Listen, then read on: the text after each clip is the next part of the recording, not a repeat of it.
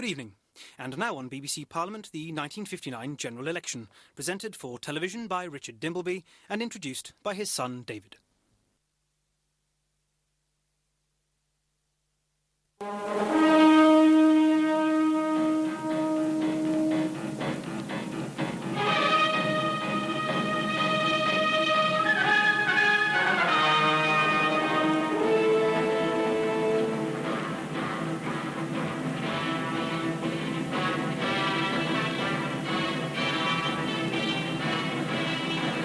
Good evening and welcome to BBC Parliament. Tonight we're going back, celebrating an era when the British public was told it had never had it so good. We're going to be showing again the 1959 general election. Now, 1959 was a watershed in political broadcasting. It was the first time a general election had been widely covered by television. It was the first time voters had come face to face with politicians on the air. There'd been a huge increase in the number of people actually watching television in the previous 10 years, largely because of the coronation broadcast. And 13 million people tuned in to see the results being announced in 1959. It was the BBC's most ambitious election night programme so far. My father, Richard Dimbleby, was anchoring the programme, and others contributing included famous figures like Cliff Mitchell-Moore and Alan Wicker. And analysis came from those great political heroes, David Butler with his analysis, and Robert Mackenzie with his famous swingometer. What about the politics of 1959 then? Harold Macmillan, the Conservative supermac, was at the very height of his powers. Everything he touched seemed to turn to gold. He had the look of the grouse-moor about him, but he was as calculating as Machiavelli.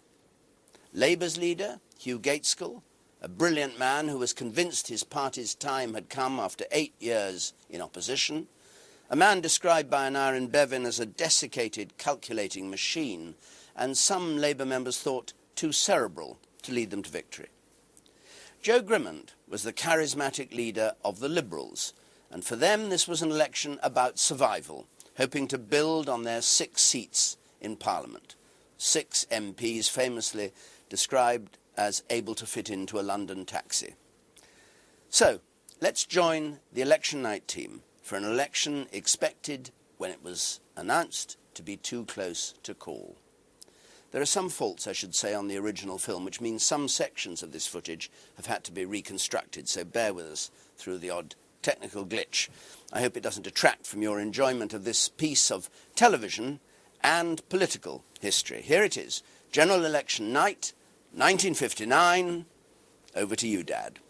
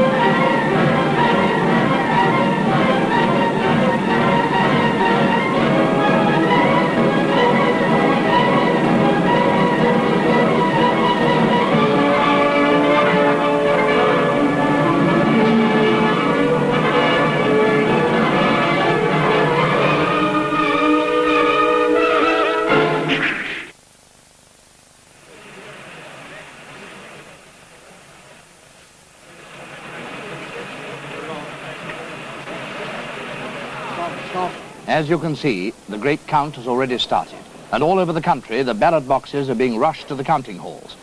James Pestridge reports from Cheltenham. And in Cheltenham, we already have more than half the boxes in the town hall here. As a matter of fact, at the present moment, they've checked quite a number of the boxes to make sure that the votes inside them correspond with the presiding officer's register. And once that has been done, and we've got all the boxes, then we shall start the count. we've got 54 polling stations in Cheltenham, and from those 54 stations, we've got to get the boxes in here. The first one was in at 9:30 because the polling station is here in the town hall, where the furthest polling station is about 3 miles away. And taxis, a fleet of taxis, have been bringing them in very rapidly. So it won't be many minutes now before we've checked all the boxes and we can start the count. Well, so much is going on here in Cheltenham at the moment, and once we have got all the boxes checked, we're going to start the count. In the meantime, I'm wondering how our rivals in the south of England are doing. So let's go straight over to Peter Maggs at Southampton. Well, here in the forecourt of the Civic Centre, it's been like the end of a road rally for the past 15 minutes. Cars and taxis have been driving up, bumper to bumper, and the ballot boxes have been coming in from the 117 polling stations in this densely populated but compact borough. Now, no polling station is more than 3.5 miles away from here, and the deadline for the last box is in about 3 minutes' time. And the returning officers bringing the boxes in have been pelting up the narrow corridor here to the actual counting room, which is the Guildhall, right in the centre of the Civic Centre. Well, we've got two divisions here, Itchen and Test, and they take their names from the two rivers on which this town is built, two converging rivers. Now, it's all going very smoothly, very straightforward thing, but in Lancashire, I know that they're relying on buses and taxis. So, Alan Dixon reporting now from Salford. And here at Salford, where they take the count quicker than most British heavyweights, you can see just there the edge of one of the last buses to arrive. A convoy of 15 have been here disgorging the ballot boxes there. Still the private cars are with us, and we've seen a military operation as the ballot boxes have been carried into the Salford Art Gallery. They're rather fine facade. You can see here is one of the buses. With them has been a policeman to guard the democratic vote as it's been taken in. There's been a quietness and expectancy here, but outside quite a great crowd, a gathering, just to see what is going on. Inside, 370 people are counting feverishly to keep the wonderful record that Salford, both east and west, have of counting the fastest. And it's quite likely they'll do it very well indeed this time. There's the flesh of the crowd. There's the art gallery, which in fact is on the site of the first free municipal library in the country. And now let's go west to Devon to join John Tanton at Exeter. And in the centre of Exeter tonight, all is peace. But behind these closed doors of the Civic Centre, the ballot boxes have all been brought in and the count is underway. A fleet of 28 taxis picked them up from polling stations all through the city and are now being checked to see that they're the same as when they left the booths, to make sure that none of the bundles of voting papers has been abstracted or interfered with in any way. The first box to arrive came in by hand just a minute after the booths closed. That came from the city's ancient Guildhall just round the corner. Well, Exeter likes to be among the leaders, but the counting staff here will be hard put to finish ahead of anyone else tonight, because although at the last election Exeter was one of the earliest to declare its results, there were only two candidates. This time there are three, and that could mean that the counting will take longer. Well, now for news of another place where it's post-haste on polling night, over to Raymond Baxter at Billericay. Here in the Archer Hall at Billericay, which is a typical rural community meeting place, the excitement is every bit as great as at the weekly Friday rock and roll session, but very, very much more highly organized. Here comes one of the last of our boxes. Over 100 of the 120 have been streaming in here. The first one got in at indeed 9 and the count is in full blast. 350 people here from all walks of life, all sections of this mixed community, all parties, working in a highly organized frenzy of excitement. The constituency has grown by some 20,000 voters to 78,000, and it is anticipated that around 60,000 votes have been cast in this constituency, which consists of the old towns of Billericay and Brentwood, and Basildon, Newtown, and Pitsea, and one or two villages round about. The votes have been sped here by private cars, and because of the rural roads involved, the police have been taking a very cooperative interest at strategic points, and now the list of boxes already dealt with is well over the 100 mark. So with the situation well in control and warming up here at Billericay, back to Richard Dimbleby in London. The gigantic job of counting all these votes, perhaps 27 million of them tonight, counting all the votes for the constituencies that are counting tonight, will go on until the early hours of the morning. Here, in the Lime Grove studio, we are waiting for the first results. From the first results, we can probably tell, to quite an extent, what is likely to happen in this general election. I have with me two experts in the studio. The one is David Butler of Nuffield College, Oxford, who's made a very exhaustive study of elections and all their forms. David, you can tell me who's going to win this one. Oh, ask me that in an hour's time, and I'll be able to tell you. But now, well, I've never known a harder election to predict. Like the party officials and the pollsters, I'm quite bewildered by the don't-knows. I've been travelling around the country for the last 3 weeks, and I certainly can report that the party officials on both sides quite genuinely expect to win, but both sides expect a narrow margin. As for who is going to win, well, I think we'll know in 50 minutes' time. I'll keep you up to that one. The second man we have is another expert in the same sort of field. That is Robert Mackenzie. Robert Mackenzie, who has written an authoritative book on British political parties, knows more about them than almost anybody else. Now, behind Bob Mackenzie, you will see up here a fabulous array of scoreboards, which we hope are going to enable us to keep you in touch with everything that happens as it happens. I think, though, that in the early part of the evening now, we ought to be focusing our attention not so much on what's going on in here, but on what's going on outside. That's where the activity is. For that purpose, we've got these outside broadcast cameras of ours dotted all over the country, quite literally tonight. So let us go outside.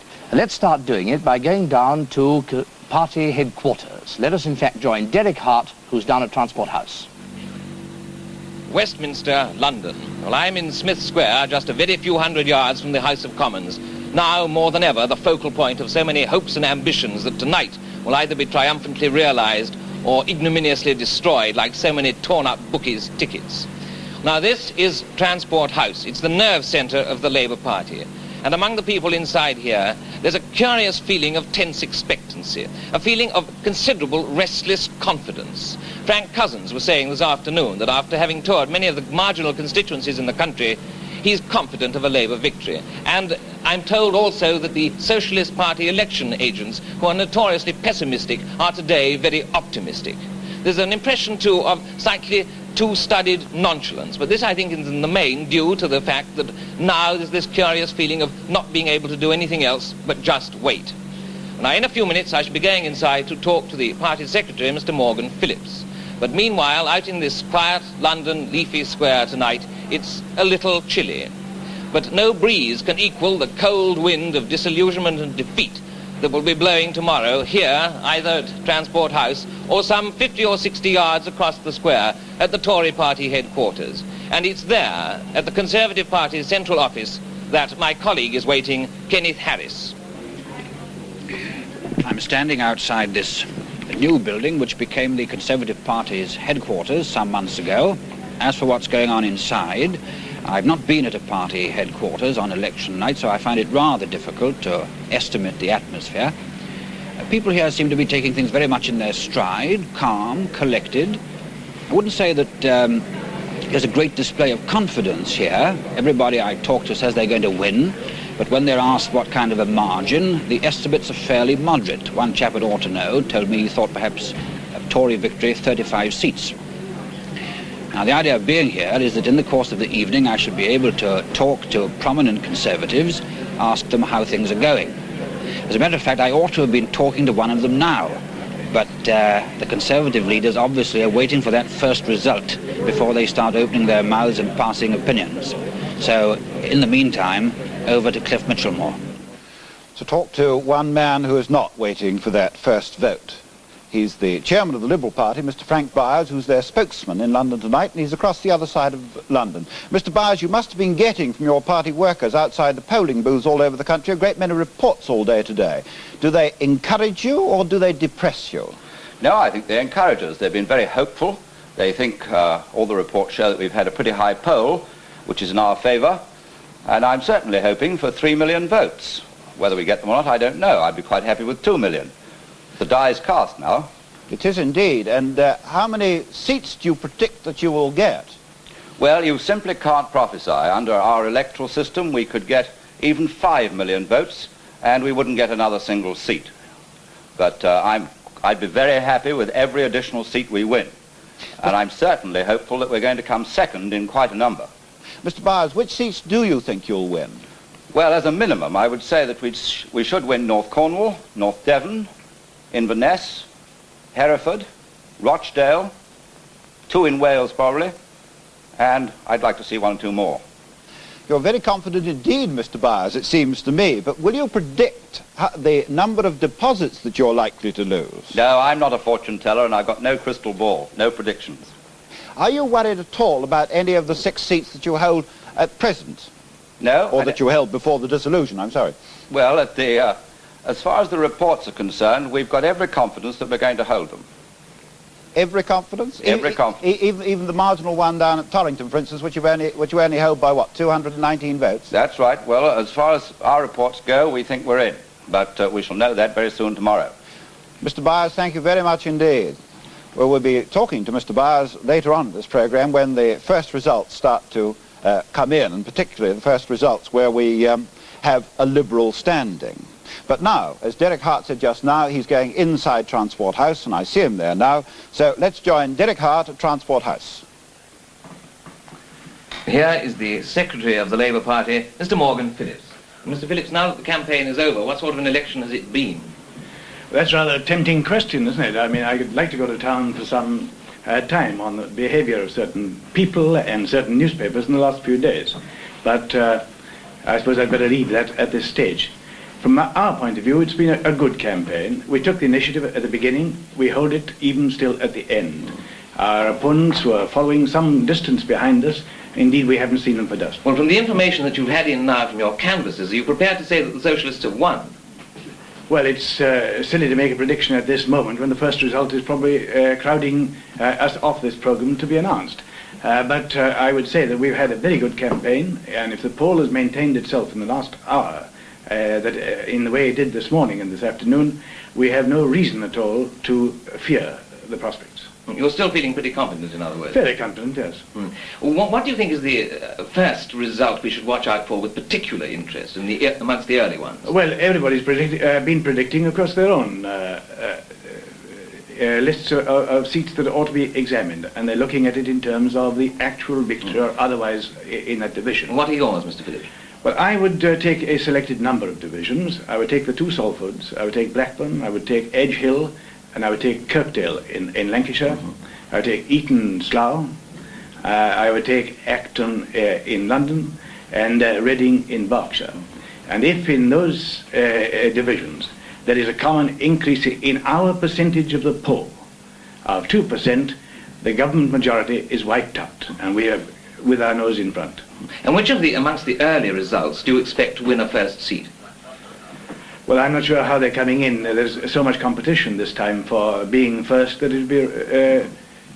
I'm quite unable to predict that, quite frankly. Which is the one you fear most losing? Ah, that's asking. I don't expect to lose any. Well, we'll see, Mr. Phillips. And from now here, from the Transport House, back to the studio and Cliff Mitchellmore. Well, as Kenneth Harris told you earlier, the Conservative Party are like Dad keeping mum. Lord Hailsham and the Conservative leader certainly aren't going to say anything until the first result is in. Now, in case you think that Alan Wicker hasn't got anything to do, I see that his outside broadcast has just bobbed up on my monitor, so let's join him now at Hammersmith.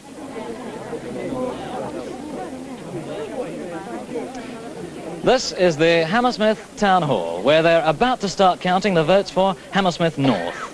They've used 4 coaches to collect these votes from 59 polling stations. We've had 3 coaches have arrived, and we're waiting for 1 more to pull in over there. The presiding officers have come across here, staggering under the loads of their responsibilities. There are 51,800 voters here in Hammersmith. Last time the poll was just under 40,000 and took 100 counters just about an hour to count. Well, they're expecting that it'll take an hour tonight, so round about 10:30 we should have the result. Hammersmith North will be one of the early results, but it will not, I think, be one of the surprising results. For Hammersmith has been a Labour stronghold in West London ever since 1923. Ever since then, with one exception, there's been a Labour candidate representing Hammersmith North. It was also the first borough ever to send a Labour councillor. Now, the excitement of the result lies not so much in the who's going to get in, because it seems fairly obvious that Labour will get in, but in the size of Labour's majority. At the last election, it was 8,863. I still see no signs of this fourth coach. It's a lovely evening here, cool, windless, with a crescent moon. Now, I return you from Hammersmith to Richard Dimbleby. And we should be going back again, of course, to the outside broadcast cameras to be in at the counts and also at the results at the very moment when they're announced. Now, they start as a little trickle. They very soon become a flood. There are about 388 of them altogether to come through tonight. And when they become a flood, we shall tend to rely more on the Press Association and, in fact, on this battery of teleprinters here, which are actually linked to the newsroom of the Press Association. If we go over to that newsroom now, we'll find there with our camera David Coleman. This is David Coleman reporting from the newsroom of the Press Association in Fleet Street. And it's from this newsroom that every news medium in the nation, and indeed every news medium in the world, will receive its election results service tonight. Now, at the moment, believe it or not, it's fairly quiet here, and the sub-editors, the reporters, the copy boys, the copy takers, the teleprinter operators, all the 300 people who go to make up the working staff in this room, they're having a quick chat, a quiet cup of tea, possibly neither, because the briefing is due to take place in just a couple of minutes, and we may almost interrupt it. At the top of the room, the news editor, Mr. Jarvis, waiting to talk to the sub-editors and reporters just before the first result comes in about half an hour's time. Now, the peak period for results should be in just about 2 or 3 hours' time, when they'll be coming through this room at the rate of 5 or 6 a minute. They'll be telephoned in direct from the counts by the Press Association's 1,500 correspondents, and they'll be come through direct to the copy takers there at the far end of the room. They rush straight on then to the sub-editors, where they're checked and then sent on to the teleprinters. And from a result being received to it being transmitted takes only 20 seconds. Now, these sub-editors, too, will be working out the state of the parties, and absolute priority will be given to those figures. At peak periods, the state of the parties will be sent out every 10 minutes and every 15 minutes at other times. Now, they'll be sent out, like the results, on these teleprinters. And a fraction of a second later, the message starts to come through at Lime Grove. Like that. It's handed to the news team, whose job it is to get it onto your television screen just as quickly as they can. So we hope you'll get all the full details of all results, except, of course, the Saturday ones. Something else happens to the results as well. They're passed down here into an electronic computer which we have nicknamed Ella. That's the girl, the big one standing down the end of the room. She's very complicated. The results go into Ella. They're sent in by the girls who work here. And in the end, they come out again, up the other end of the room, up here, in the form of statistics, which nobody can understand except David Butler and his statisticians there. I hope I can understand them. It's my job, aided by Ella and my friends here with their slide rules, to try and explain as clearly as I can what is happening in each case. Just as soon as you get the result from any individual seat, these lightning calculators, electronic and human, they'll give you the change in the share of the vote that each party has got. And from a very few results analysed in this way, it should be possible to see very clearly which way the wind is blowing. Well, now, statistics are one thing, and they're difficult to do. Butler will do them. The other half of our comment consists of a broader view of the political situation that's developing and the trend of the whole thing as it goes. For that, as I told you, we have Bob Mackenzie. Bob Mackenzie has behind him this vast scoreboard. I'm going to let you, Bob, explain what it does. Well, my job will be to look at the results in a slightly longer range view. David Butler will be seeing them as they come in, one after the other. And I'll be looking at the effect on the parties and leading personalities of what we're showing in these results. And I'll be aided by an enormous number of charts and graphs and so on, which we'll be talking to later in the evening. But let me introduce you to one or two of them now.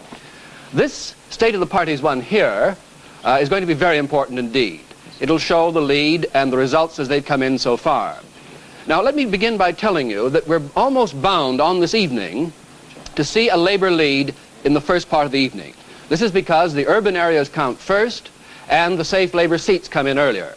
But let me now say that unless by the end of transmission tonight, which will be actually early in the morning, unless Labour has a lead of about 50 over Conservatives, they will not have unseated the government. And that's extremely important to keep in mind. Then, too, among the other charts, there's one I want to just mention in advance, and that's this one which indicates the swing of support from one party to another. it's extremely important to notice which way it goes. If the swing, for example, is 1 point consistently and on the average to the Conservatives, they're not only in again, but they'll have an increased majority of about 35. They'll go up from 55 to something like 80 or 90. If, on the other hand, the swing is the other way, you'll know the Conservatives are getting into trouble.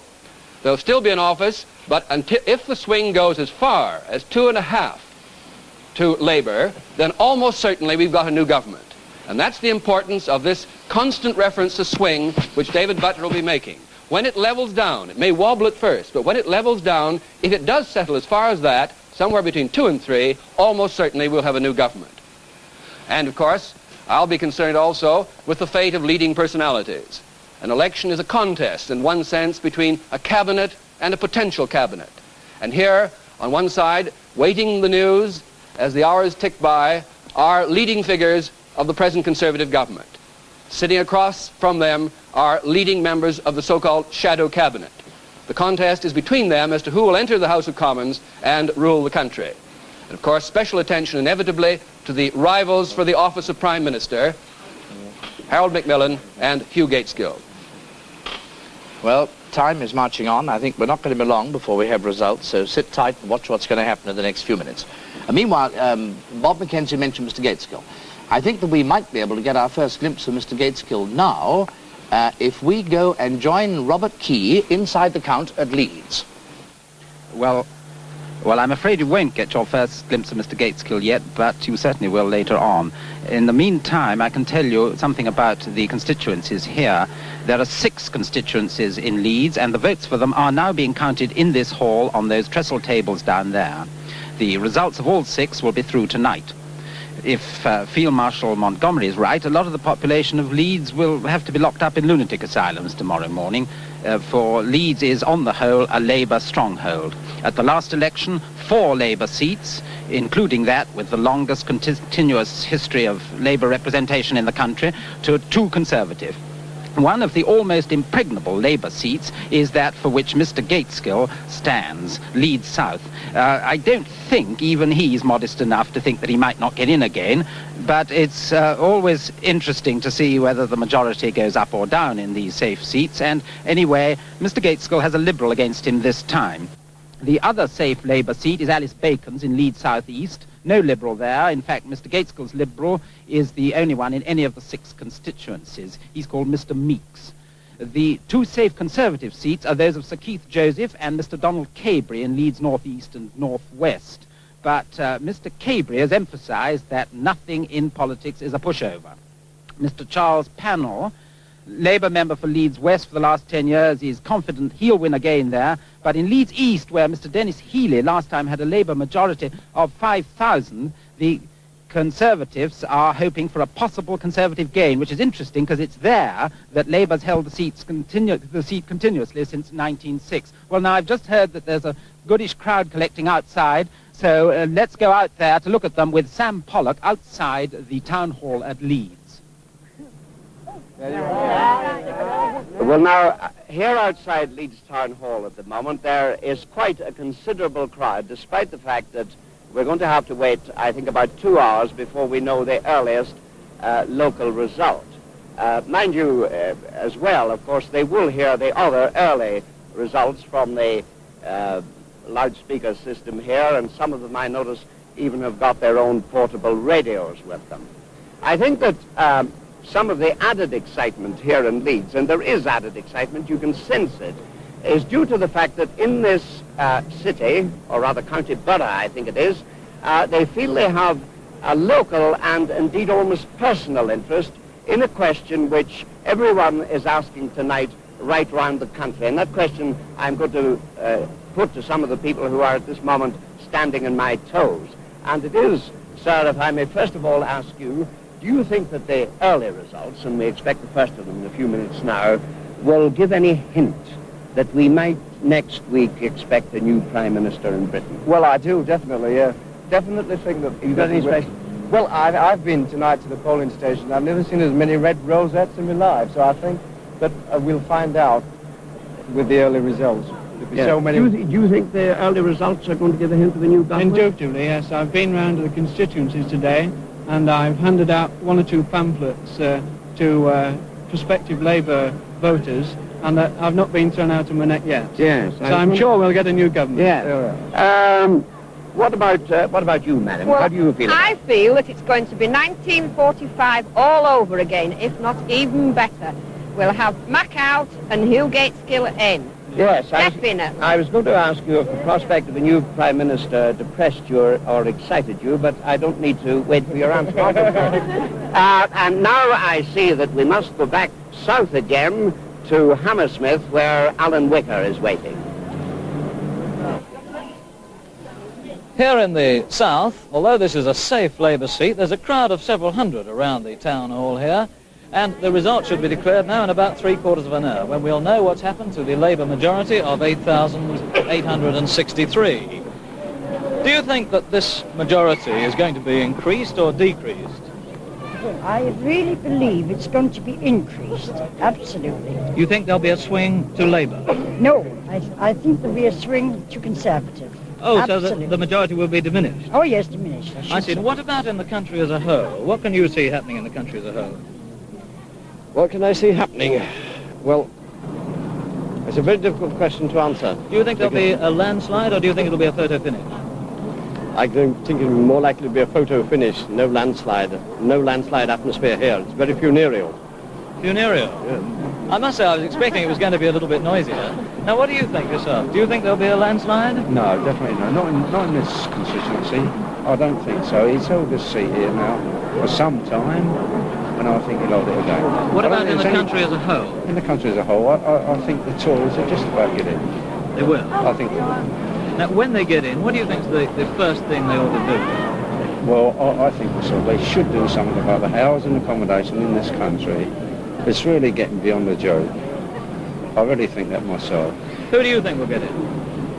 I think Labour might get in, possibly. Do you think so? Do you think it's going to be a close finish, a photo finish, or do you think there'll be a landslide? I think it'll be a very close finish.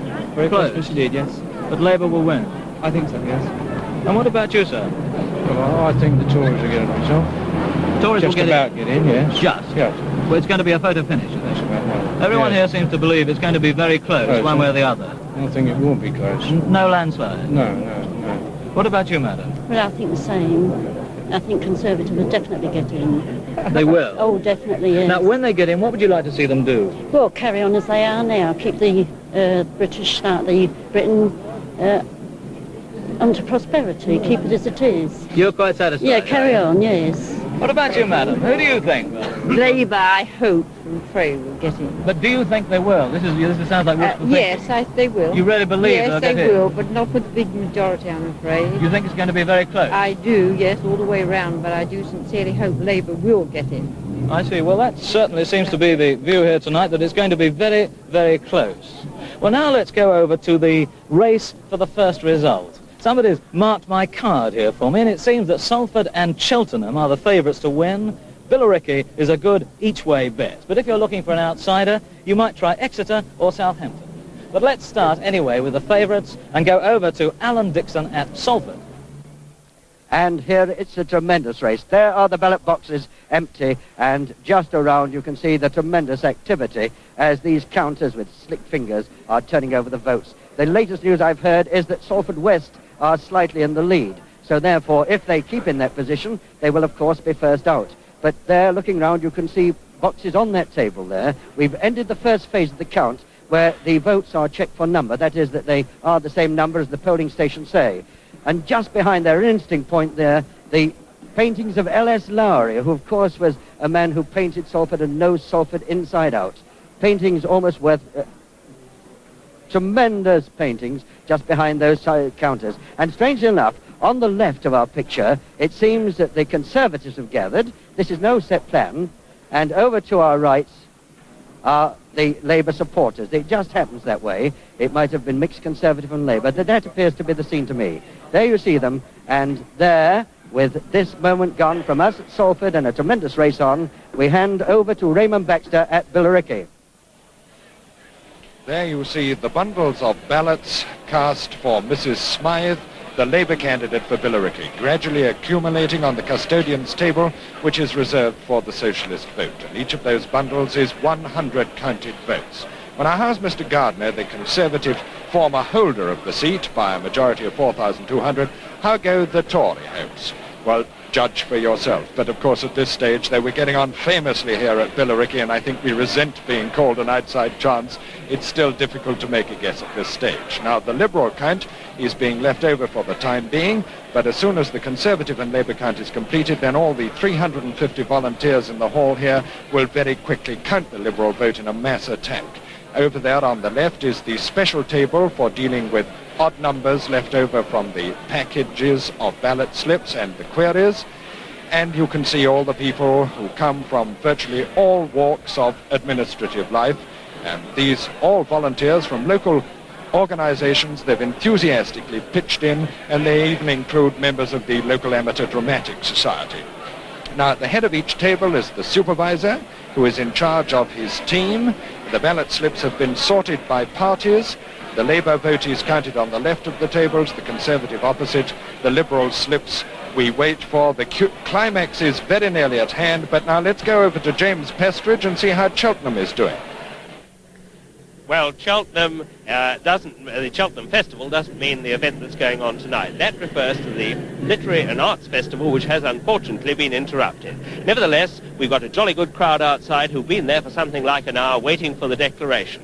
Inside the hall, well, there is the mayor, the returning officer for this constituency, and he is at the present moment checking possible spoilt papers. He has the final decision on those. Counting's going on and has been going on now for something like 20 minutes. It won't be very long. If we look down at the tables immediately in front of the stage here in the town hall, we can see the counters, and then when the votes are counted, they're put into bundles and put on 3 separate lines of tables, one for each candidate. And already it looks as though Major Hickspeech, the Conservative candidate, has got a formidable pile. On the next table is Dr. Penzie, who is the Labour candidate, and his votes are piling up too. At the far side is George Watson's table, the Liberal candidate, and it's the first time for many years that a Liberal has stood in Cheltenham. Major Hickspeech, the Conservative candidate, was the representative, in fact has been the representative since 1951. Well, counting is going on now, and it will not be very long before we have an answer here. I don't know how they're getting on in the south of England, but let's go over immediately to my old chum Peter Max, who's in Southampton. Well, here in Southampton's famous Guildhall, the procedure is very much the same as it is in Chelmsford and in Salford and other places, except that right across the middle of the hall tonight, we have a partition. So, in fact, we can only see one half of the count that's going on. Behind the partition, they're counting the eastern side, that is Southampton-Itchen. This side that we are looking at now is the votes are being counted for Southampton Test. Now, anyone who's keeping a map, that is a seat distribution map of the last Parliament, will know that Southampton-Itchen is the only constituency in southern England that's between the Medway and, I believe, Camborne in Cornwall, to be marked with a red Labour pin. Now, the constituency is very unusual, too, because both the candidates, Labour and Conservative, have the same surname. It's King, which may have caused a little bit of difficulty, we don't know yet. And it's unusual, too, because the Conservative King, the Conservative candidate, has sat in Parliament as a Labour candidate since the war. And the Labour majority last time, that's in 1955, was just over 5,700. And Dr. Horace King, the Labour man, is seeking re-election to the seat he's held for the past 9 years. Now, this side, the one we're looking at, where most of these votes are being counted by experts, in fact, they brought in nearly all the bank clerks in Southampton to do it because they're so proficient at counting in 20s. Well, this was won from Labour last time by 3,800 votes, and that is rather similar to the other one. John Howard, Conservative, is contesting the seat, and he's opposed by a woman, the first woman ever to contest a seat in Southampton, Mrs. Shirley Williams. Well, the count still going on, but we must leave you and go over now to John Tanton in Exeter, where the pressure is piling on and where the votes are piling up. And I just heard an estimate that 44,000 of Exeter's 54,000 voters have in fact cast their votes. And the returning officer tells me the operation is going very smoothly, so we too think we may be a little more than an outsider for being the first to declare the result. And the result here at Exeter has been reckoned to be fairly sure. The Conservative, Mr. Dudley Williams, there he is with his back to us, standing next to the Liberal candidate, with the bald-headed one, Mr. Taylor. Mr. Williams had a majority of more than 5,000 last time in a straight fight with Labour. Well, this time there's been a new Labour candidate, Mr. Rogers, Mr. Albert John Rogers. There he is, fighting his first election. But most of the people I met today in Exeter seemed pretty sure that the three-cornered fight, and last time there was no Liberal, that the three-cornered fight would favour Mr. Williams.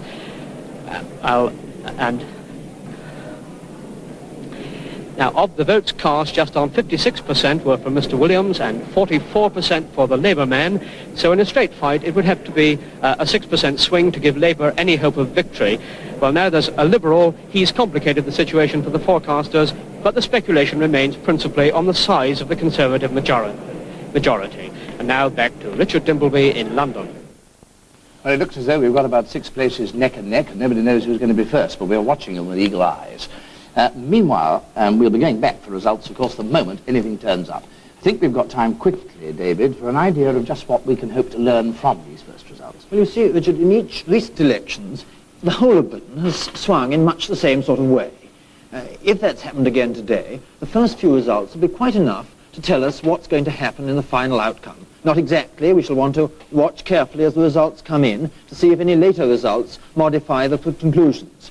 But just as soon as we get the first result, I shall tell you what the national outcome would be if the whole country behaves as Cheltenham or Salford or Billericay, whoever reports first, has actually behaved. If the whole country behaves like that, then we can give you the absolute figure of the final majority. Thank you. Well, there's still no sign of any results. Bob, a quick word from you. Yes, I'd like to just qualify David Butler's remark. I agree with him. You can tell, if the swing is uniform, how it's coming on the basis of the first few results. But we must remember that some of these results at the beginning may not be typical because of population changes and one thing and another. So I'm a bit more cautious about making a firm prediction early on. Well, still no results. I warn you, if we go away from London, as I'm going to in a moment, we'll be back in a flash. We've seen lots of votes. We've seen millions in those bundles down there. Let's have a look at some voters. I think we can do that quickly if we go now over to North Wales and join Alan Williams, who's in a pub at Wrexham. Judge Swettencock. Well, I don't know about the beer, but the opinions here are certainly strong and quite unadulterated.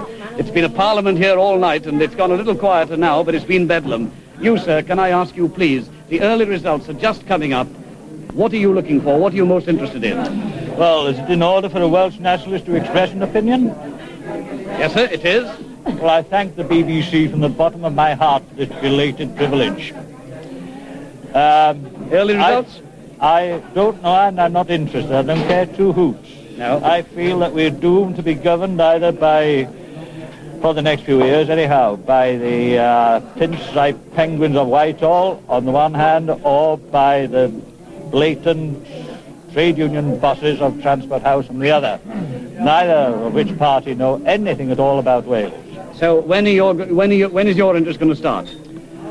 When the Meirioneth result comes out, I shall be interested to know if we have sufficient self-respect as a nation to put at least one Welsh nationalist candidate in. Well, we'll have to wait till then for you. Thank you very much. Now, how about you, sir? Who do you think is going to go in tomorrow? Well, I hope Labour get in. Yes. And believe me, I think Conservative has they've made a lot of few mistakes. Little mistakes that count. Yes. Well, now, look. They don't think. Yes, well, can I just ask you, I'm sorry, we haven't got a lot of time. What are you looking for in the early results now? Well, I'm hoping for a Conservative gain, especially in this area. We haven't had a Conservative candidate since Sir Edmund Busby in 1927, who was actually a Liberal. But I think if we don't get in, we'll considerably lower the majority on this occasion. And any particular constituencies in this area? Well, I think Liverpool and Cheshire. And how about the overall result tomorrow? Well, the overall result should be Conservative gain, because I think we must go on their past record, and past records do count after all.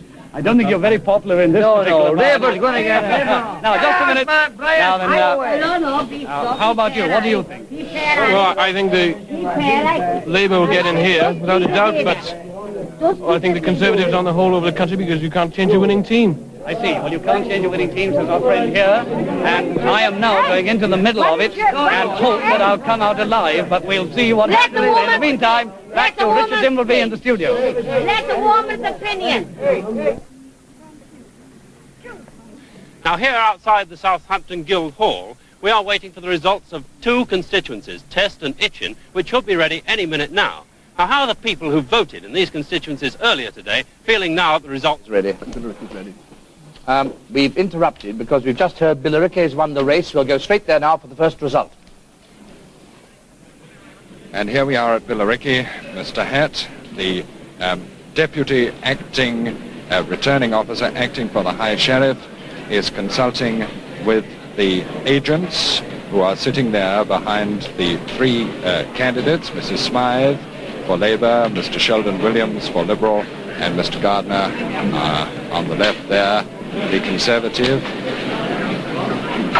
And in the Mr. Hatt, who is the presiding genius of this fever of activity, is just conducting the very final phases of this check.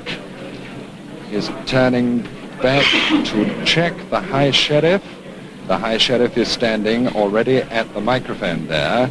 That is Major G. Benyon Hall, who, of course, can reserve to himself the right of acting as the returning officer in any of the constituencies within his jurisdiction. And here it comes. The agents are checking at the table opposite Mr. Hatt is Mr. Booth, the town clerk of Brentwood, who is the adjudicator. The figures have already been handed to him. The count is completed. It is purely a question of writing the total number of votes against each of the three candidates' names. You see the slips being passed from hand to hand. A tremendously tense moment in the hall. Silence has descended where there has been this tremendous fury of activity. And here it is, I think. Yes, here it is. We have it. I can see the slip, but of course I must wait for the High Sheriff's announcement. It will be with us at any second. Has Billericay in fact won the race? Have this team of tremendous enthusiasts who describe themselves as the country boys shown up the townies? Ladies and gentlemen, before the High Sheriff reads the result, I will offer the figures to the candidates and ask them if they need a recount. My goodness, that must be close. Well, that is a surprise. The figures are shown to Mrs. Smythe, the Labour candidate, and they called across. Mr. Gardner, the holder of the seat, shakes his head. Here is the result.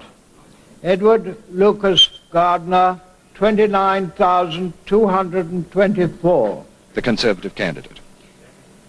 Peter Miles Trelawney Sheldon Williams, 9,347. The Liberal. Mrs. Rita Allison Smythe, 24,400.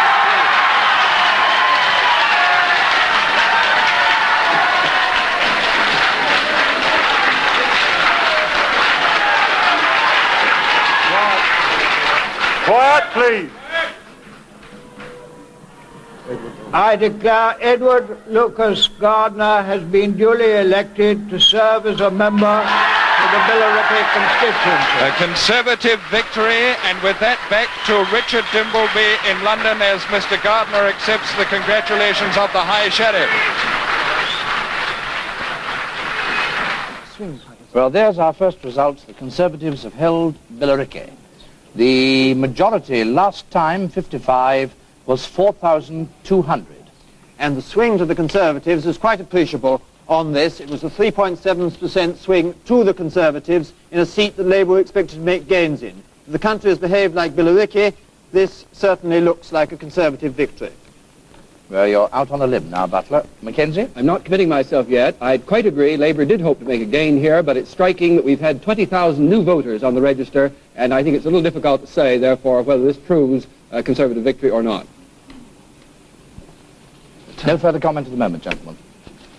There's one figure coming in, David. Well, the turnout in Billericay was 80%, over 80%. Last time it was 75.5%. That implies a higher turnout, a 5% turnout, greater turnout this time. Now, Labour particularly, I think, was hoping for a higher poll. We are 5% up. It looks as though we're getting back to the sort of level of the poll we had in 1951. And therefore, certainly we shan't be able to blame the abstainers for whatever the result is in this election. Bob, no more comment? Nothing at all. I've no doubt we'll have a high poll. Well, we better have a quick look then at the party lead, I think, Chart, don't you? Here it is.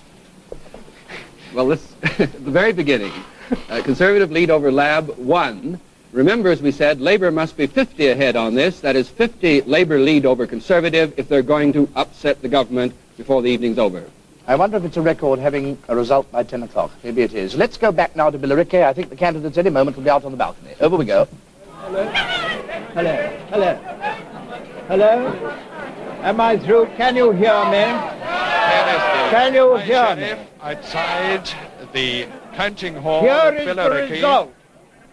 Edward Lucas Gardner, 29,224.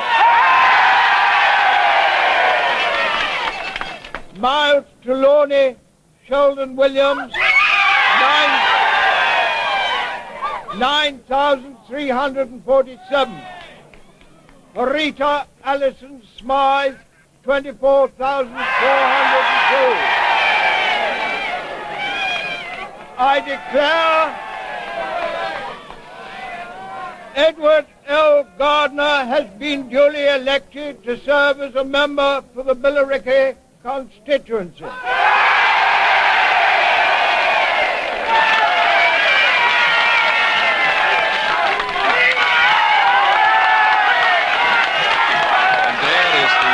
Of this crowd of village people of the new town, and here is the successful Conservative candidate, Mr. Gardner.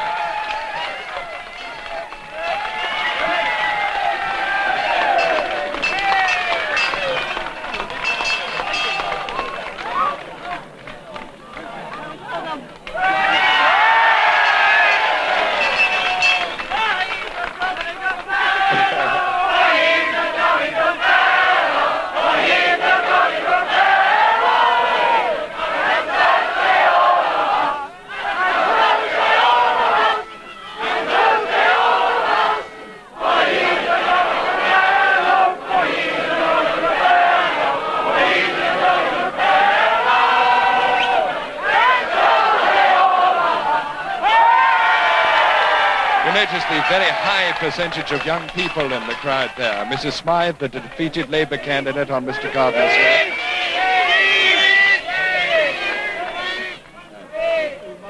Ladies and gentlemen, I would like, first of all, if I may, to thank the returning officer and his staff for the work they have done in really accomplishing an astonishing feat of efficiency in producing the result of this. Watson, 8,428. This is a result from Cheltenham. Duly elected Member of Parliament for the Cheltenham constituency. Well, there is the applause. The applause for Major Hickspeech, who has once again been returned as Conservative representative for the constituency of Cheltenham. His vote was reduced this time to 21,997. His Labour candidate came second with 12,725, and the Liberal saved his deposit easily with 8,428 votes. We would all like to thank you very much for the very efficient way you conducted this campaign, and your staff have been so extremely helpful. Well, that is Major Hickspeech, the Conservative candidate now who has been appointed for the constituency of Cheltenham. And so there is the announcement at Cheltenham, and back to Richard Dimbleby in London. Sorry, but moving rather smartly. Major Hicks Beach, Conservative candidate for Cheltenham, I think the majority there is up again, as far as I could calculate, only hearing half of what went on. The other candidates are Mr. George Watson, Liberal, and Dr. Pennsill, Labour. Now, in a moment, we can have proof of Billericay, I think, just to get the facts on the screen. There's another result coming. It is Billericay. Here it is, for your information. The Conservative majority this time, 4,822, as opposed to 4,206 last time. So it's, as you can calculate, a little over 600 up. Any comments on Billericay, gentlemen? Well, if I could make one, in the haste, I think may have exaggerated the extent of the Conservative success there. There was, in fact, a slight swing to Labour on those figures in Billericay. There was, of course, a Liberal intervention. It would point to a Conservative majority if the whole country behaved like Billericay of about 53 seats over Labour. However, of course, the Cheltenham result, which we just heard the end of, does point rather in the other direction. We'll come back to that in a moment. May I point out the really remarkable thing in these two results is that the Liberals gained 40% as many votes as the Labour Party at Billericay, although they hadn't run there last time, and they gained 2/3 as many votes at Cheltenham as Labour, although they hadn't run there last time. Now, this seems to me to be wholly remarkable. They should get 40% the Labour vote one place and 2/3 of the Labour vote at the other. Any further comment? Well, on the Cheltenham result, there was quite definitely, although it was, of course, a safe Conservative seat, there was quite definitely a swing to the Conservatives, a swing of 1.4% to the Conservatives. In Cheltenham, too, the turnout was up, not so strikingly as in Billericay, where it went up 5%. It went up only 2% in Cheltenham. But there was a swing to the Conservatives. In both these cases, the Liberals have polled strikingly well. They saved their deposit in both cases where they were intervening. They got 14% of the vote in Billericay and 19% of the vote in Cheltenham. This is certainly justifying what Mr. Byers was saying a few minutes ago. I see signs of a potential result coming from somewhere far, far away, but it hasn't quite reached us yet. Let's go over to Cheltenham. I think the candidates are coming out. Yes, here they are.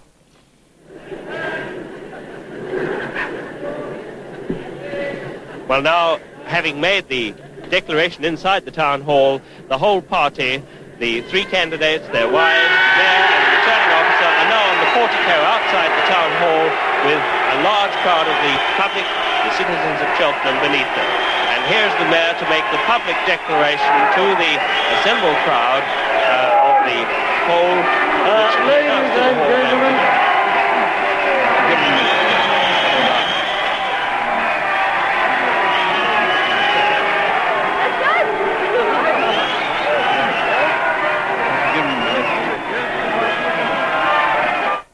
Sorry, there's a result from Sutton, out of the blue. Here's Sutton. And we're waiting now any second for the result from Sutton and Cheam, a pleasant, comfortable, middle-class dormitory suburb, always a Tory stronghold in recent history, in South London, with 58,000 on the roll, a big proportion daily commuters to the big city. A three-cornered fight, as you can see, left to right, Labour, Liberal, and there is, on the right, is the defending Tory candidate. And it would need a very dramatic swing to unseat him, Mr. Richard Sharples.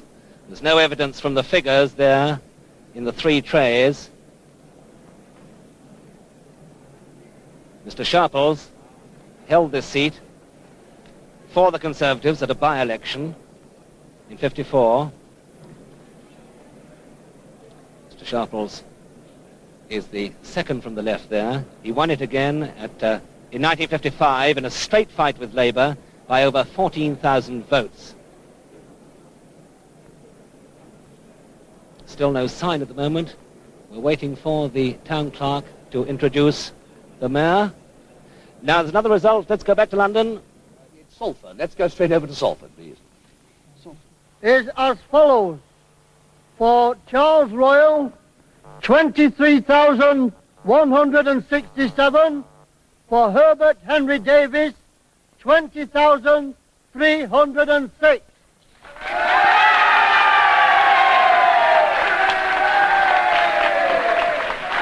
They were Charles Royal receiving the applause from his supporters down at the end of the room there. Charles Royal, the Member of Parliament for the West Salford Division. Well, I don't know whether Sutton and Cheam will get in first before the North. Let me tell you about the other two candidates. The Liberal is a Scottish barrister who's lived in this borough for 12 years. He didn't expect to win, but he reckoned he'd get a lot of votes which went Tory in the straight fight last time. I wonder just how many he'll get. And the Labour candidate is the youngest of the three. He's 24 years old, fighting his first election, and he was born in Sutton, Mr. Judd. And there he is. Pretty tense moment for him. Seems to me that several returning officers are hopeful of getting the result out a little bit earlier than they can tonight. It's been a very slick operation here at Sutton. Still no sign. Still that scrutiny with the mayor, Councillor Thompson, waiting underneath to declare the result. 14,000 majority here the Tories had.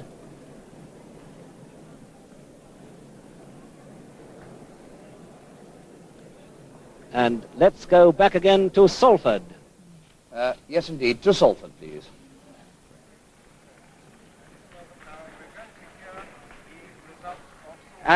And there is the sign, Salford East, waiting now. It's been such a hot, perspiring job here. We're waiting for the announcement. And any moment, we're just waiting for the Mayor, Alderman T.C. Loftus, JP, to make his announcement for Salford East. It's been a neck-and-neck struggle between these two constituencies, so famed for being in first with the results. But this time, they've really made it a boat race. We're waiting for him to announce the result there. You would see the Mayor holding the paper up there, and any second, he should announce it. We've had the suggestion that the declaration is coming any moment, and I'm waiting now for the Mayor to turn round and make his announcement from the rostrum there. He's moving in amongst the crowd there, supporters, counters, people who have really done a magnificent job here. No sign yet of this promised announcement, which was promised immediately after that from West. Now, for the time being, I think that we had better hand you back to Richard Dimbleby in London. Hello, before you leave us, this may be the moment of pause. He's obviously waiting to make an announcement. Alderman Loftus standing there, pointing to the rest of the crowd, calling the candidates in, through, and here they come.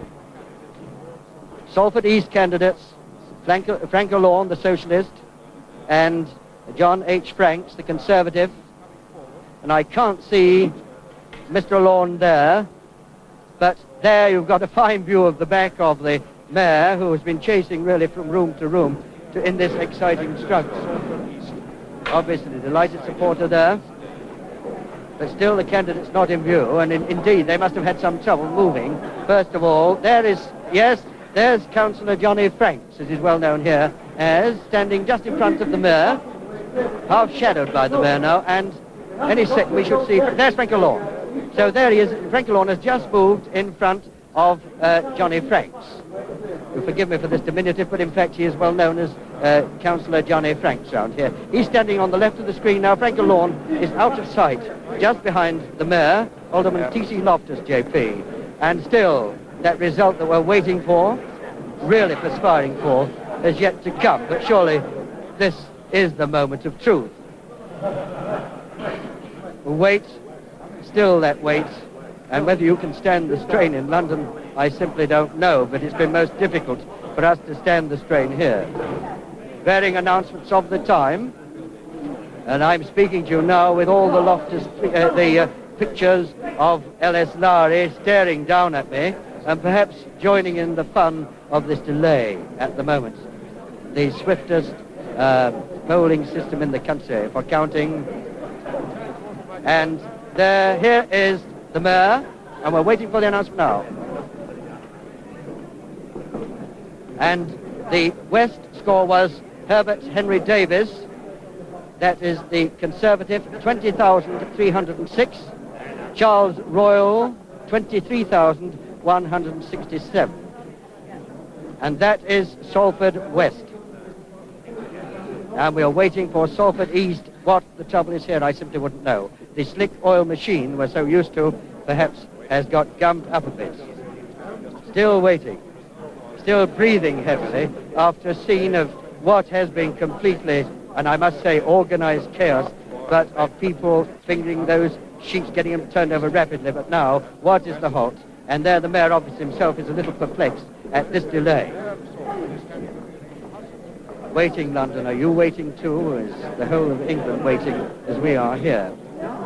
Mr. Mayor, down off the rostrum again. And I think Richard Dimbleby, who's... here is the town clerk behind the mayor, so we've got the full force. Here, one wonders perhaps whether there's any chance of a recount here, with there being so many comings and goings. Here is the announcement. The result in the East Salford division is as follows. Frank alone, 20,639. Labour. John Hyam Franks, 17,171. I declare Frank alone elected Member of Parliament for East Salford. So Frank Alone returns to Parliament with that and the 20,000. And with that, we hand you back to Richard Dimbleby in London. Confirmed that Labour has held Salford East. The majority last time was 1,730, and it's a bigger majority this time. David? Well, on Salford West, there was a 2.2% swing to Labour. If that were reflected through the whole country, then you would get a Labour majority of 5 seats over the Conservatives, a real neck-and-neck race. However, on Salford East, the swing to Labour is much smaller, and so we're still groping on this. However, I must stress that these are the first 2 marginal seats. Salford West was the first really marginal seat we've had. It's also the first seat from the north. The north may be behaving differently from the south, and marginal seats may be behaving differently from the rest of the country. But in the first marginal seat that has come in, there has been a swing which points to a real neck-and-neck race. And it's just 50 minutes since you said you'd tell us the answer. Yes, I say a neck-and-neck race now. It's getting more difficult to tell the answer because the most significant swings, in a sense, have gone in opposite directions. The 2 southern places have shown improved Conservative strength, but even more impressive in a way, remarkable Liberal strength. And in the Salford area, which may be affected by regional interests in cotton and so on, the swing has been to Labour slightly. And in every result so far, the turnout has been up. 2%, 5%, 2%, 4%. We are getting definitely a considerably higher turnout. The result is ready in Sutton. No, it's confirmation of Sutton, isn't it? Let's take it now. Result in Sutton? Yes, indeed. The result in Sutton, we expect any second now. The man we want to watch is the town clerk there, Mr. Arthur Priestley, who in a moment will introduce the mayor. The mayor will give us the result. And remember, in a straight fight between Tory and Labour in the last election, it was a 14,000 majority for Mr. Richard Sharples, the Conservative. Now, could I have your attention, ladies and gentlemen, for the announcement of the result by the worshipful the Mayor. The Labour candidate will be announced first. Parliamentary election, Sutton and Cheam constituency. I hereby declare that the number of votes given for each candidate at the election was as follows. Judd Frank Ashcroft, 11,946. About 4,000. Montgomery John, 7,600. Sharples Richard Christopher, 27,344, and that Richard Christopher Sharples has been duly elected to serve as member for the Sutton and Cheam constituency. So then, it's a win for the Conservative Party, a majority of 15,000 and nearly 400. Back now to Richard Dimbleby. That the Conservatives are back at Sutton and Cheam with an increased majority. It was 14,333 last time in Mr. Tony Hancock's constituency. Well, Sutton, if that is right, Sutton is the first seat to show a swing to the Conservatives. I haven't quite got the figures yet. There seems to be a slight hold-up. But it's worth stressing that on each of the other 4 seats there was a swing to Labour of varying proportions. In the marginal seats, it was at its highest. I'd like really, though, to emphasise that by far the most impressive thing to me is the swing to the Liberals. Again, a seat in which the Liberals had not stood last time. They've polled over 7,000, 2/3 of the Labour vote. And this is rather a striking success, I think, in 3 of the first 5 results. In Sutton and Cheam, the swing, I said, was to the Conservatives. It was, of course, only very fractionally to them, just 1/3 of 1% to the Conservatives in a very safe Tory seat. Here is the confirmation of Cheltenham. Conservative majority 9,272, previous majority 7,621.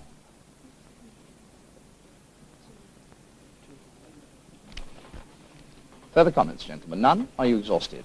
No, I'd say there's no clear trend emerging so far. It's quite wrong on the first 5 results anyway to be able to state with absolute confidence what's going to happen. I think we've got a neat, close race between the major parties and so far rather spectacular Liberal gains in popular vote. Yes, I would like to stress that the turnout in Sutton and Cheam again was 3% up. We are definitely getting more people voting. We've had it now in 6 constituencies, and I think there's no doubt about this.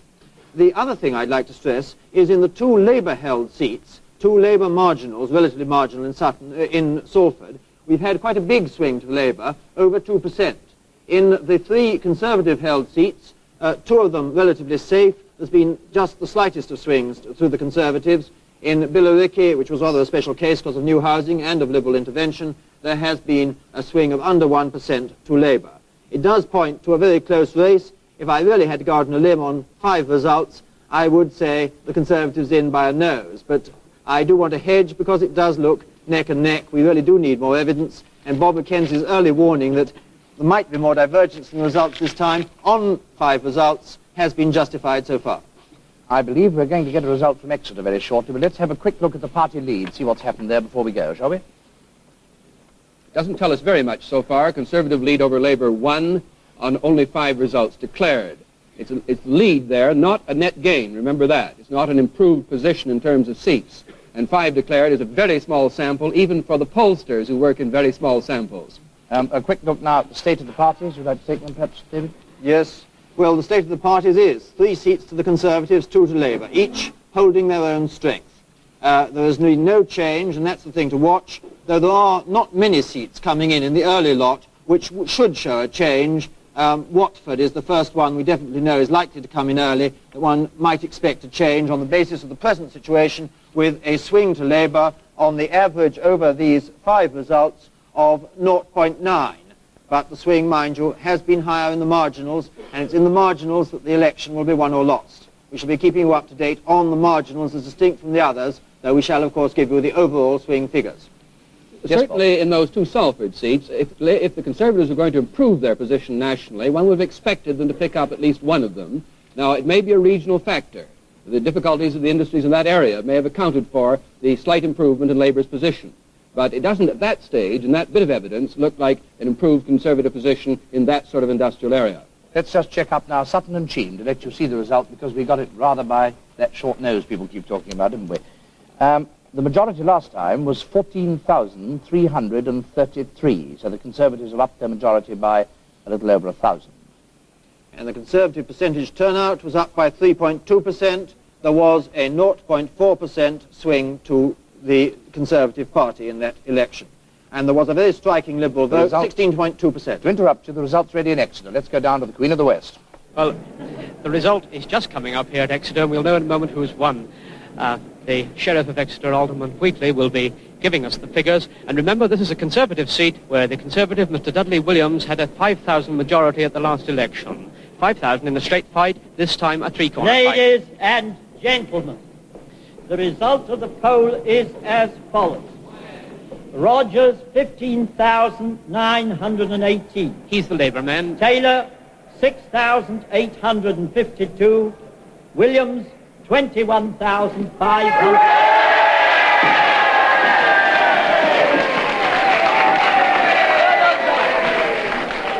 So the Conservative has won by an increased majority, And now they go outside the Civic Hall to announce the result to the people waiting there.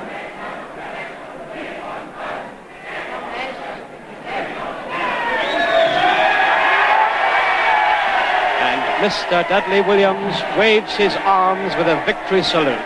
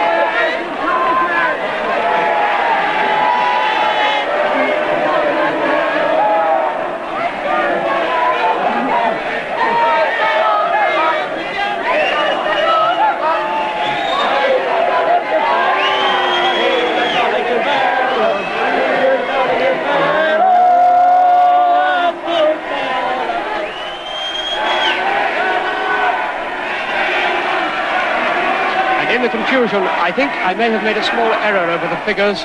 It is not certain that Mr. Williams has in fact increased his majority, but we shall know in just a moment. Yeah. Order, please. Order.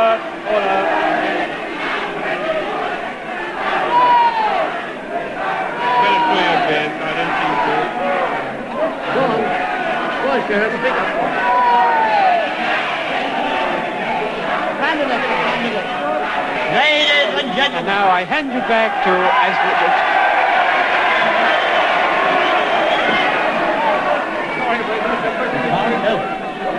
God, do your best.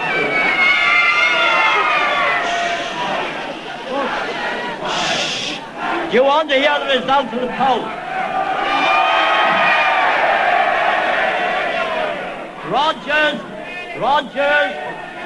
Rogers 15,918.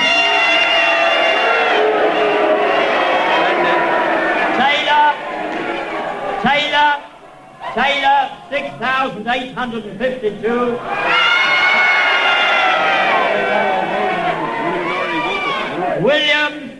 Williams 21,000.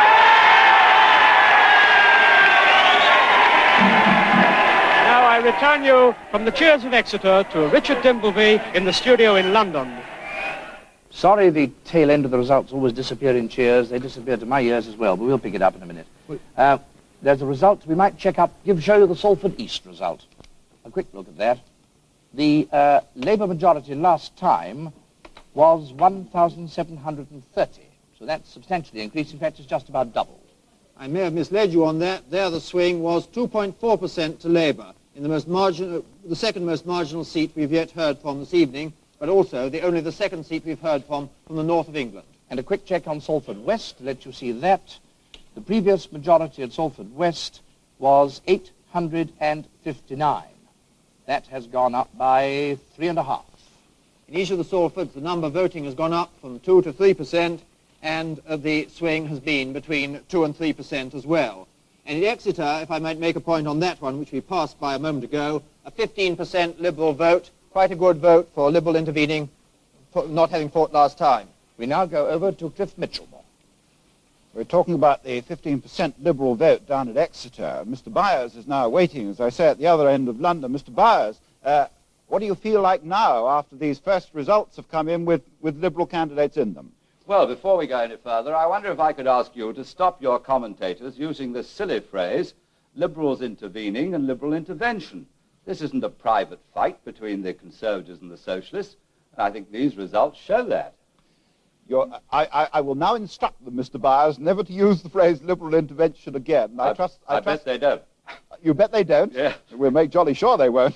All right. Well, now look at Billericay. I'm delighted with this. Of course, it's very early, but normally we get our worst results early and our better results tomorrow. Now, we polled 3,872 the last time we fought Billericay, which was in 1950. Now we've got 9,000. Cheltenham, this is a remarkable one. We've gone right back to the 1929 figure. We fought it last 30 years ago, and we polled 8,500. Yeah. Sutton and Cheam, 16% poll. I don't reckon that's bad at all. I haven't had time to look at the other results, except for Exeter, which shows, I think, that we're taking votes from both sides. Well, you were saying just now, or when I spoke to you an hour ago, that a bigger turnout, in fact, would help you. Now, which particular seats have you got your eye on, in view of what Robert Mackenzie called just now, spectacular gains by the Liberals? Well, I think I gave you a list of those before. But any more in view of this later development? Yes, I think that could be, but I wouldn't like to say at this stage. Not at all? No, I'd hope to be able to give you some more indications later on, but not now. Mr. Byers, all right, thank you very much. But we will come back to you when one or two more are up to see if you will give us some firmer seats that you hope to gain. Thank you very much indeed. Well, I feel that after Mr. Byers' intervention, I ought to ask my two commentators to apologize. Well, I didn't use the word intervening. I used the word intervening. I'm sorry if I gave any offence to the Liberals. It just is a convenient piece of shorthand for describing a seat where the Liberals fight this time and didn't fight last time. It is just a convenient form of words. It implies no disrespect to the great heritage of the Liberal Party. And could I add, though, that when we talk about swing always, as if it were something that went from Conservative to Labour or Labour to Conservative, we may be omitting swing in the other direction to the Liberals or to abstention? I promise that later I'll do full justice to that. We will now check up on the result at Exeter, where Labour took part in the election. The figures were, as you now see, the Conservative majority at last time in 1955 was 5,388, so there was just that small difference of a shade under 300 in the lift in the Conservative majority. I might have mentioned, by the way, that Mr. Williams, the successful Conservative candidate, was the man who founded the firm 20 years ago with Sir Frank Whittle that made the very first jet engines before the Second World War. And I just add there, too, Richard, that it does look as if Mr. Byers is right on this, that about half the Liberal vote came from each party, the Conservatives and Labour, each of which went down by about 3,000 votes, and to give the 6,000 odd to the Liberals. Perhaps I could come in here. Ella has at last started giving us some figures. On 6 results, the average turnout has been 79.2%, and the swing has been 0.5% to Labour, 0.5% to Labour. But in the 2 seats with straight fight, which admittedly are just the 2 Salford seats, it's been 2.3% to Labour, the sort of thing that points to a really neck-and-neck finish if the Salfords are representative. Secure in the knowledge that your old girl is not letting us down, Butler, would you like to go up and do total votes, just to look at the situation? Total votes? No, they'll be coming up on the other thing, I think. They should, shouldn't they? Yes, they should be. One hasn't yet seen these machines fully in operation, but we've got quite a lot of material in now and should be able to tell you this. This machine is absolutely directly linked to Ella, and so the latest moment that we've got any figures from Ella, we should get the total votes figure there. On the 6 results we've so far had, you see the Conservatives with 51.3% of the vote, Labour with 32.1% of the vote, the Liberals in the 3 seats they've fought, 16.6%, and none of that old refrain, Mr. Byers, the Liberal candidate's lost his deposit. They haven't lost one yet. You see, the thing is, the Liberals there are running at half the vote of the Labour Party, which is really quite striking, although admittedly not a national cross-section. Now, for a breakaway from London, while I find out just exactly where Ella does work in here, I apologise, a breakaway from London, go well down into south-west Wales, right down practically to Little England beyond Wales. And let's go down and hear what there is to be said in the anthracite village of Cross Hands. Well, here in Cross Hands, some of the miners have gone down to the shift, and the other miners who come home have gone home to have something to eat and get some sleep. But I've been invited into the home of Mrs. Williams and her family and some of her friends, and here we're taking a great deal of interest in the results that are coming out. The 2 constituencies in which we're on the frontier, Llanelli down there and Carmarthen there, these results won't be out until tomorrow, because they're both Labour. In fact, for 50 miles, all around here, I'm been asked very urgently to hand you back. Richard Jim will be in London. I'll come back. Because there's a result coming in sound only from Burnley and Lancashire. Sound only means we have no cameras there. You'll hear the voice of our commentator up there telling you the results. Straight over to Burnley. Well, this is Stuart Hall in record-breaking Burnley, record poll and record time for announcement, and before a highly spirited, excited crowd, the Mayor, Councillor Edith Utley, will declare the result. Pray silence for the worshipful, the Mayor, Miss Councillor Edith Utley, who will now declare the result of the election. I declare the result of the poll in the Burnley constituency as follows. Edward Brooks, 20,902. Daniel Jones, 27,675.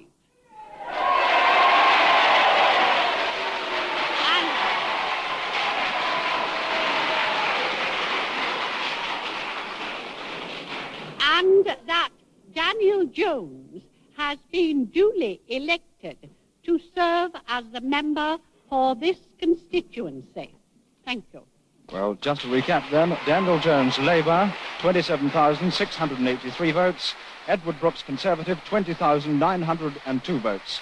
The Labour candidate was then elected by a 6,773 majority, which is a little bit more than he had in 1955. A magnificent poll was 8... The result is through from Hammersmith. Straight to Hammersmith, please.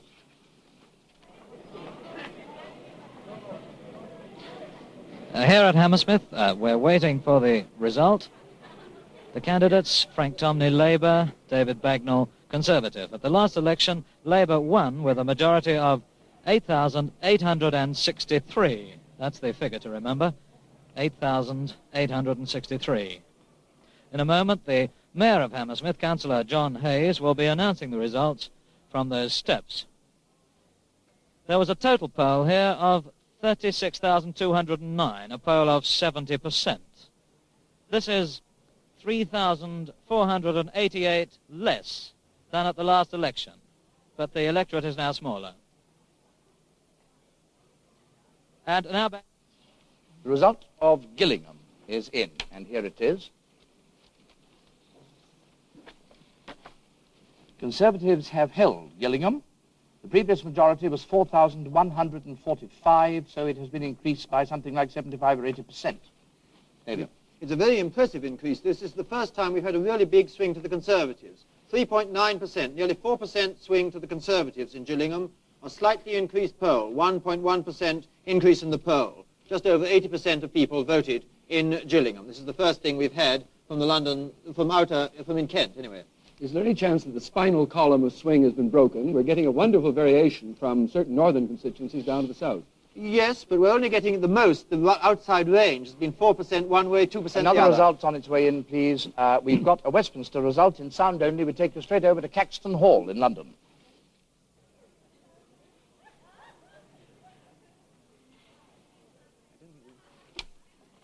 Caxton Hall doesn't seem to be coming through. Hello? And so in Burnley, I could tell you what happened there. There was a 1.5% swing to Labour. Now, this was a cotton town where one might have expected an exceptionally big swing to Labour. I'll interrupt you again. Sorry, David. We will go back again to Caxton Hall. We are ready, I think, now. Over there. Of London and Westminster. It's Rex Alston speaking from Caxton Hall. Votes for Conservative, 27,489. Votes for Labour, 10,301. Votes for Liberal, 4,409. Conservative majority over Labour, 17,180. So the result, Conservatives in again for London and Westminster. The majority slightly down by a matter of about 1,000. Well, this is Parliament's own parish. Anyone got anything to say? Liberal vote there smaller, though some evidence of stealing a little off both sides, since the vote for both sides went down, but it looks to me like the turnout may be down there too. I'm not quite clear on that yet. Well, waiting for the figures, I might say that Burnley claimed too much in thinking its turnout was up. It was only less up than anywhere else. Another result in sound only. We take you this time to Accrington in the north, to Accrington. Well, this is Philip Robinson in Accrington, and the news here is that with an increased turnout of over 88%, Harry Hind, the Labour candidate, has been returned once again for Accrington, but with a reduced majority. Now, here are the figures. Harry Hind, Labour, 22,242. Martin Henry, Conservative, 21,642.